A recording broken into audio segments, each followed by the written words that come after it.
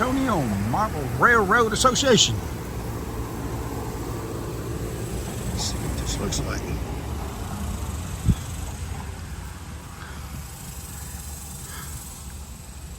No firearms. No, I'm good.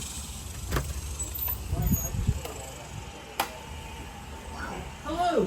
Hello, how you doing? How much is it? How much is it? Sure. For sale? No, we're not selling it. But the tour, nothing. Nothing. It's free. Good, thank you. At just the right price. Freeze is good. Wow. You want to do a tour? So are we touring today? I will do the tour quickly. You do a quick tour? Yeah. Would that be all right, sir? Yes. Sure. Okay. Well, tell you what, let's do. Okay. Let's start in here just so Okay. that you know what's going on today. We'll find All out. right. So, what's going on today is they're having an operations session out there, which is where we play railroad. Okay, I'm going to explain that to you. This is our conference room and eating room and bullshitting room and reading room and crafting room and whatever. These are derelict street people that we let come in and Okay. All right. Okay. I fit right in. Yes, sir. You do fine. So we've got magazines, historical and technical books on trains, magazines that go back to the 30s, all kinds of books on how to do model railroading, etc. Awesome. Okay, we got a couple of computers. One's for fooling around, research. This one over here, though, is what's going on today, and it's what we call our operations computer.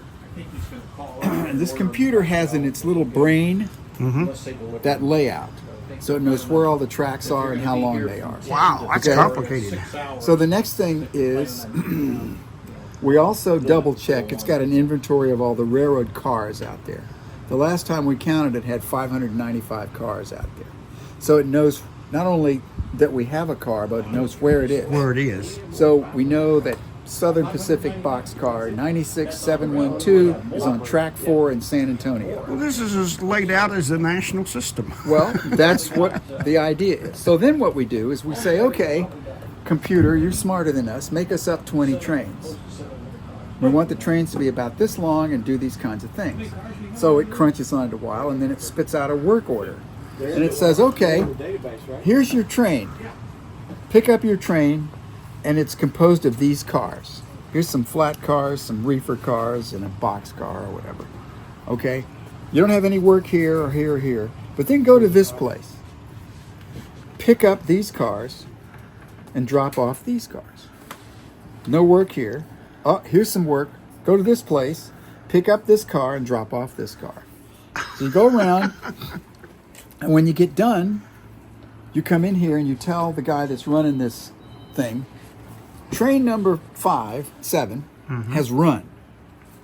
And he goes, okay, hits a button, and it updates the new locations for the cars at the new spots. Wow. Okay, so that's an op session, and that's what's going on today.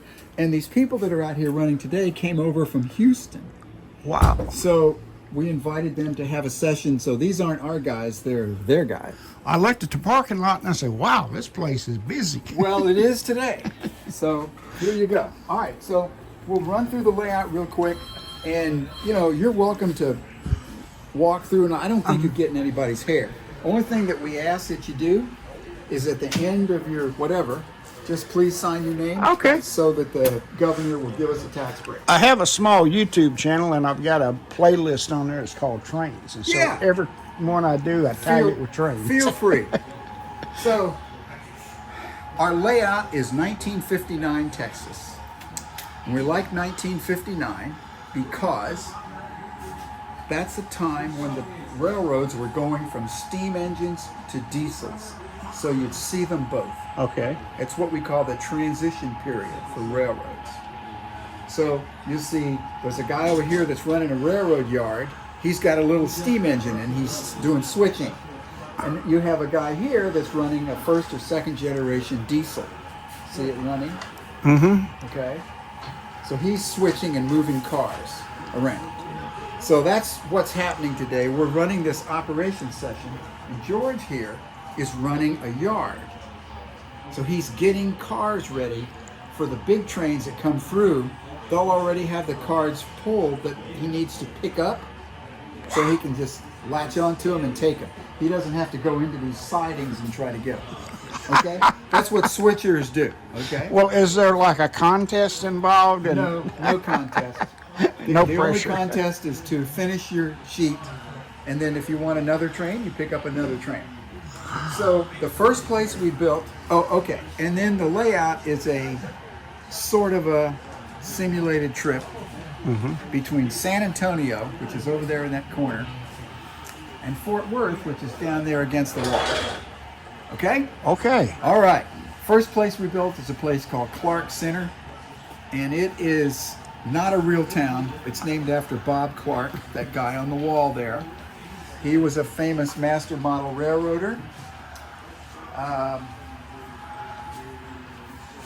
And Clark Center is a kind of a typical sort of East Central Texas town from 1959. So the things you see, the industries, the vehicles, the way people are dressed, the activities date from that time frame. Some of the things are still valid today. Some of them are not. They've been maybe overcome by technology or other things. For example, I always like to point out to you, here comes a train coming by, this ice reefer loading platform, which was, in those days, you had cars like this one. See these bunkers on the end? They would pull into a rack like this with 15 or 20 or 30 or 100 of those cars. Guys would come out on this thing, ice would be made in this plant, and they would open those bunkers and put the blocks of ice into the cars. That's before refrigeration. Before, we had mechanical refrigeration in the cars. Now, we don't need this facility, so you don't see that anymore. But we have 3 of those on our layout.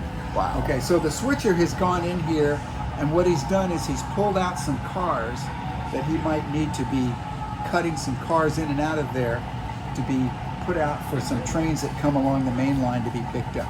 Well, when they hook up or unhook, you don't have to touch them? You do. We have ways of doing that. Like, for example, right here, I think. No? In some of the places, here's one. There's a magnet. Okay? And when the couple goes over that magnet, it moves, and that uncouples it. That's one way to do it. Another way to do it is to just pick it up and move it, or you can use a little stick and decouple it. Wow. Okay, see that? So that's the way you do that. Okay? All right? All right. So that's Clark Center. You can come back and look as much as you want. Kind of a typical Texasy town. Sorry, giving a tour. Bye. Yeah. So, you got all kinds of... the more you look, the more you see. There's only 2 rules out here. Don't touch, and the more you look, the more you see. Notice where my left hand is? There you go. I'm really impressed. So not only is it 1959, it's springtime of 1959. You can see the wildflowers. The bluebonnets. Okay. Springtime. So you have all kinds of crazy things out here. Eagles flying, eagle nest, man down there fishing. You leave Clark Center and you come into an industrial area we call Longhorn. And Longhorn has 2 major industries going. One of them is oil extraction. I'll use that term. The oil is pumped out of the ground here with these pump jacks, collected into fuel tanks. This truck goes up the hill, puts it in the big tanks, and when those get full, we'll bring in a tank train, load it up, and take it to the refinery. Wow. Make it into gasoline or whatever. And you've got the limestone. Yeah, we get a lot of compliments on our rock work. You'll see a little more limestone quarry right up here. So that's one industry that we have going, big in Texas. And then the other one is the Longhorn cement plant here, which is... With all the limestone, we do a lot of cement. Correct. And what we do is we chop up the limestone, we mix it with some other stuff, and when we put it in bags and then we ship it to your Home Depot, and you go in and buy a little bag of Sacrete or whatever it is. So that's what's going on there. This was a real plant. It was at 1,000 Oaks and 281, called the Longhorn Cement plant. There's still some vestiges of the plant there. But now, but now it's got a soccer field and some other stuff in there now. Okay? So then you come out there and you come into a place we call Van Auken. Van Auken is not a real town. This place was a real place. Van Auken is named for Dr. Howard Van Auken, who was a president of the Railroad Club. Okay? It's the kind of place where farmers and ranchers that live out of town, they come into town and they do their business. Maybe they've grown some crops, so they might take, if they've grown like soybeans or something, they might take it down there to the big grain elevator or to this old style grain elevator, the wooden one. That's wood. I mean, And they had wooden elevators? yeah, grain elevators, that's the way they started. Particularly out west. You know, you wouldn't see anything across the prairie except you knew you were coming into town when you saw a big tall grain elevator. All over Canada. Yeah, Canada had a ton of them. And then maybe they've grown some vegetables or something that need to be canned, so they'll take it to the Del Monte plant and they'll put the stuff in the can. So that's Van Auken. And then maybe they need to get some gasoline or some beer or something and they'll take it home. Okay? Okay. Moving right along. So here comes a train. So most people like to look at the train going over the bridge. They think that's cool. People love bridges and they love tunnels.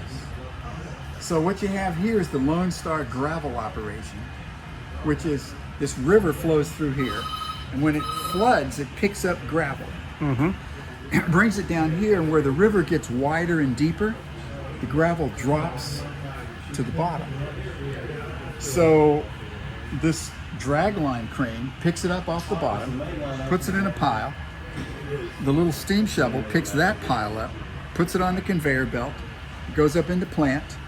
They crunch it up and slice it and dice it and do all that stuff. And maybe they make railroad ballast or construction material out of it. So that's what you see in the bridges and things.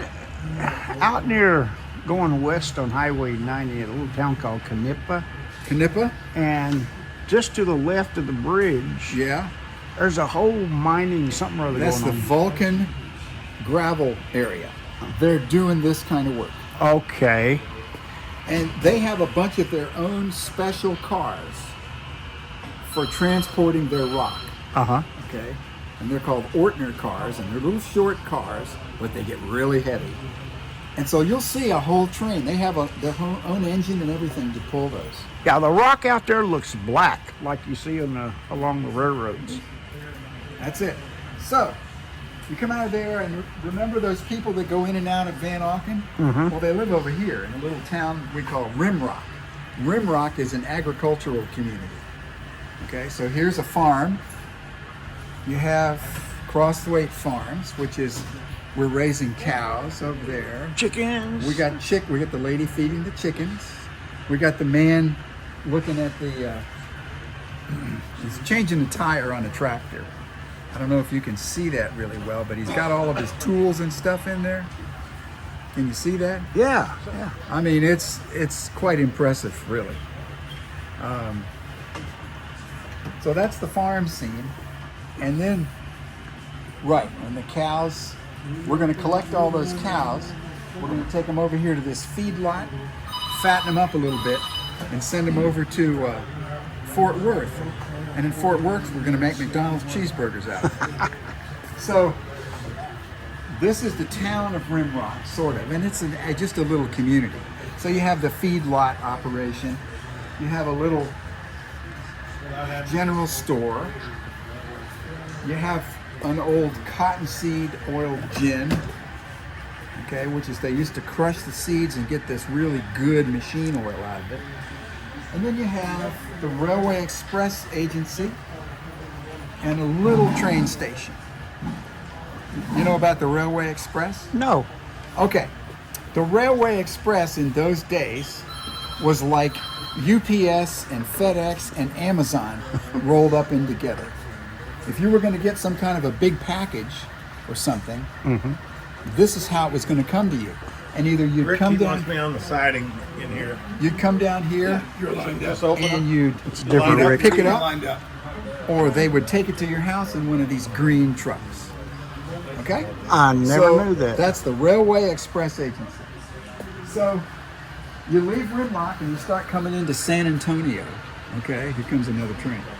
In San Antonio, we're reworking it. You know, with the model railroad, you're never really done. And sometimes you get a long way and you decide, yeah, I like this, or no, I don't. I want to improve this. Exactly. So we've added a little section of Riverwalk in here. I can see that. And we've Yeah. added the Alamo and a bunch of the hotels. And these Joskies. are right. Joski's used to be the river. It's what the River Center Mall is today. And you got the church right The between. church is there. Yeah. The story on that is that the people that built that building, of course, wanted that piece of property. Well, the Catholic Church would not sell it to them, so they just built their building around it. So that's what's happening there. This is the Sunset Station. Pretty famous train called the Sunset Limited. Used to run from New Orleans to Los Angeles. And its major stop in between Los Angeles and New Orleans was San Antonio. So this is the Sunset Station, and it's down there today. And they even got the modern solar panels. Well, yeah, that's a Or a skylight. thing that's been added, a skylight.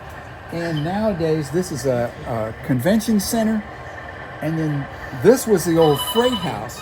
Now it's the Amtrak station. Okay, so other things that are here in San Antonio, this is the Museum of Art building.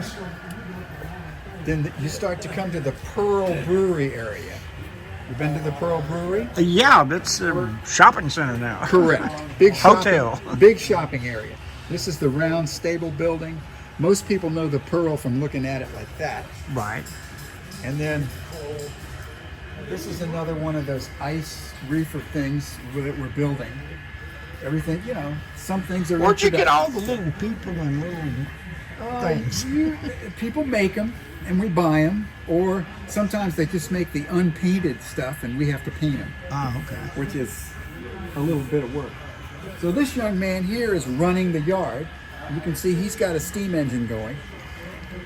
And Now, I had a model railroad as a kid, and Yeah. you put some little oil down there, and it'd make some smoke coming out. yep. Oh, I love that smell. Yeah. Well, you know, some people still have engines that do that. We don't usually do that in here, and the reason is some people react to that smell. Yeah. And smoke. Yeah. So we don't do it. So you can see he's cutting cars out and setting them aside so that when the trains come through, they're already set up and ready for them to go. Is there some sort of state or national competition for doing all this? I wouldn't be surprised if there was. There's a national organization called an NMRA, the National Model Railroad Association, and they have all kinds of competitions related to, you know, best boxcar and best steam engine and that kind of stuff that people make, and they do quite a bit of detailing work. That is so cool. So you start to come out of San Antonio. This is the Pioneer Flour Mills. This is our railroad. This is the Lone Star Brewery. And then, have you ever been to New Braunfels? Oh, yeah. There you go. Well, Worst fest for years. there you go. Okay, well, you start coming into New Braunfels up here. So, this is the Detlinger Mills that's still up there. I understand that's being made into an apartment complex. Yeah, that's right across from where Worst fest is. Yep. Landa Park. I Well, we think. got some of that stuff down here too. Then there's the New Braunfels Iron Works, the Crenwelge Plumbing Supply, some little houses where the railroad workers used to live. There were two major railroads in 1959 that served New Braunfels. One of them was the Katy, which is this yellow passenger station back here. And then if you go more towards the center of town, you have the Missouri Pacific Station. Okay? And then we have these little boards up here that tell people what's going on. This is a model of the old fire station. It's now a fire museum. And the guy that made this, he made one for us and he made one for the fire museum. So here's the downtown with the gazebo in the middle of town. You've probably seen that. Oh yeah, where the traffic circle That's is. right. You got it. So yeah, you have that. And then, have you ever seen a movie called Secondhand Lions I love it. I with love Michael it. Caine and Robert Duvall? One of my favorites. Well, here's the real house. It's in Pflugerville, which is northeast of Austin, and somebody made a model of it. And then you can see the lion and the thing. You see the giraffe. If you look back there under that tree, you'll see a hippopotamus. You say that's in Pflugerville? Yes. Well, I'm going to put that on my list to go Yeah, see. go see if you can find it. Very cool. So this was a textile mill. If you're driving into Landa Park, you see this little pump station, generator, whatever. So you start to leave New Braunfels and you start coming out of town. Here's a cotton field with a sharecropper working, a little area with a fruit stand and a grocery store and a little farm. Then this area here is the most photographed area of the layout, probably. People love to pull their trains out here, stop, take pictures of them, etc. This bridge here, there really isn't a bridge exactly like this in Texas, but it was in a guy's garage and we decided it was so cool, we don't care, we're putting make it it in. fit. That's right. So the design of it is called an open spandrel arch bridge. And it was designed by a guy by the name of Mr. Eiffel. Oh, I've heard of him before. Yes. Particularly with the Olympics going on now, you know that. So he was in a design competition in France. There was a narrow valley that the wind just howled through. So he was looking for some kind of a support structure that would allow the wind to go through his superstructure of the bridge and not bother anything. So that's what he came up with. If you kind of look at that, it kind of looks like Eiffel Tower stuff. And then you have the more modern bridge here with the suspended span and the two steel stanchions. And then you have tunnels. I love tunnels A and tunnel caves. entrance and a tunnel exit. So the train goes in there and comes out there. So you got a lot of things that people really like right in here. And then this whole area we call the Doyle Bond Forest. And it has about 1,000 trees in it. So it takes a lot of trees to do this work. But you don't have to water them too often. No. No. All you have to worry about is, things eating it. So you come around the corner here, and that is Fort Worth in the distance. Does Okay. Fort Worth ever cross your mind? So you have the big grain elevators, and we'll walk over there. The big grain elevators, the Fort Worth stockyards, and some of that stuff, okay? So we do some things for kids out here, okay? We put a hippopotamus in here, in the cattle pen, to just see, so see if you can find the hippo. Can you find the hippo? Keep looking, he's in the cattle pens. Yep. Okay, you got it. There you go. The kids find them like that. They find stuff like crazy. They got young eyes. Right, exactly. So we'll walk over here and then we'll be almost done. So here's an armadillo about ready to get run over. The little town of Brazos. I asked the operator to go through. Yeah. Okay, no, Some hobos. And it should work. Guys fishing. The only other thing, I thought maybe might have a broken wire, and it doesn't. There's some appear to be. Seems to be working. Yeah, it was working earlier too. Little picnic going on. Here's some people that have been bad. Oh. When I have enough of those wires, I'll And here's some guys that have got a problem with their car. Maybe the gas has run out or something. So here you have... They almost made it to the gas station. Almost made it, yeah. They're getting close. So here you have a little cement plant operation. Then you have the grain elevators. The stockyards are there. And then there's some spin-off industries for the stockyards. And then this town is what we call the town of Claiborne. Claiborne is like a suburb of Fort Worth Right, in the real right. world. And Claiborne was a Santa Fe railroad town.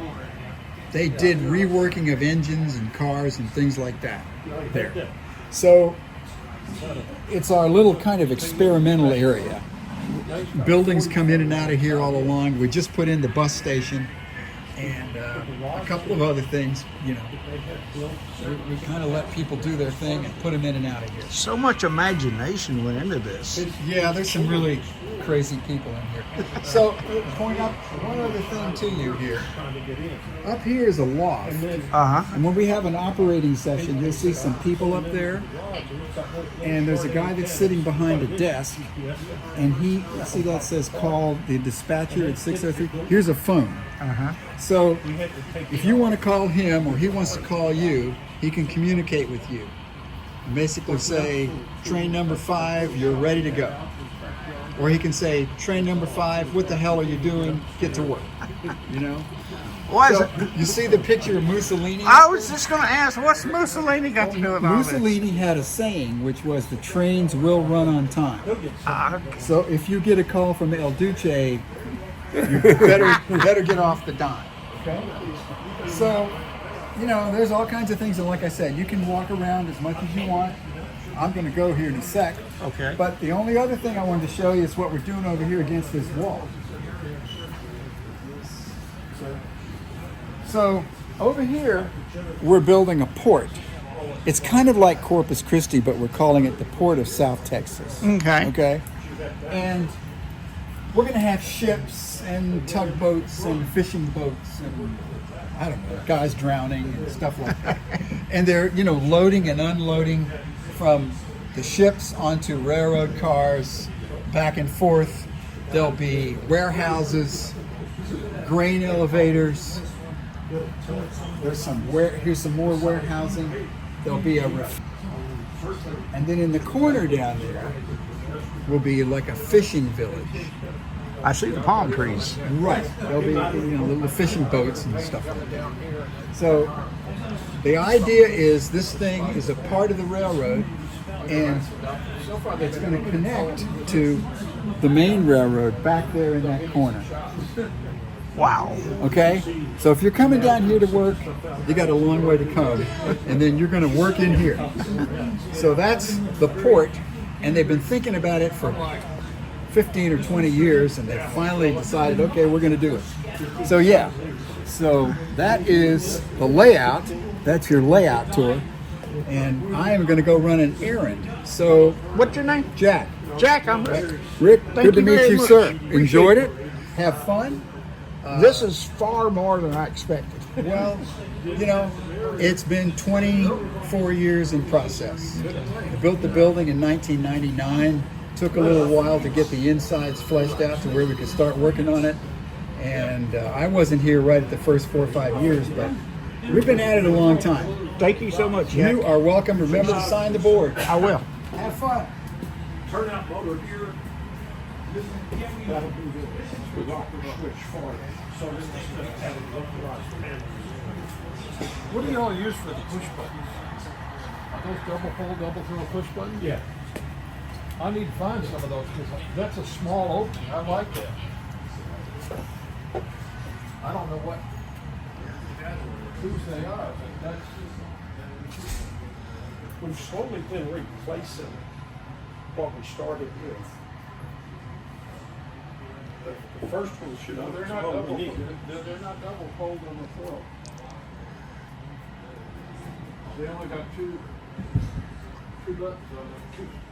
Two deals on it. I don't know. He's got all kinds of stuff in there. Yeah, double fold, double throw. You gotta have it. There's like 6 things to do. I ordered some online, and they take a real big hole. I mean, the button's like twice that size. So I guess I just need to blend that, but I took forward and I did. Push button. Much bigger because The hole's so big.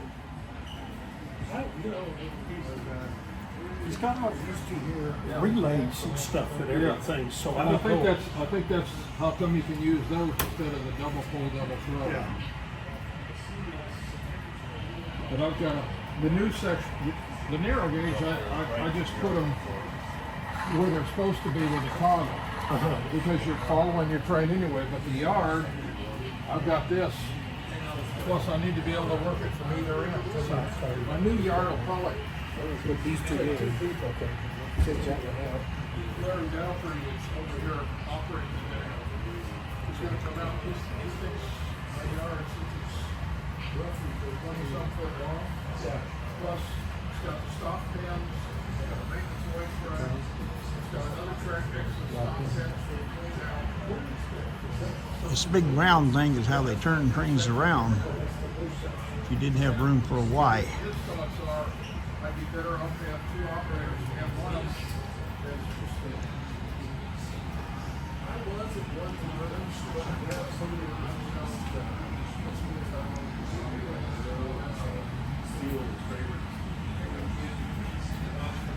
Well, yeah, I got. Do you know steel? Yeah. Did he pass away? Oh wow. It's funny. I took the video. Wow.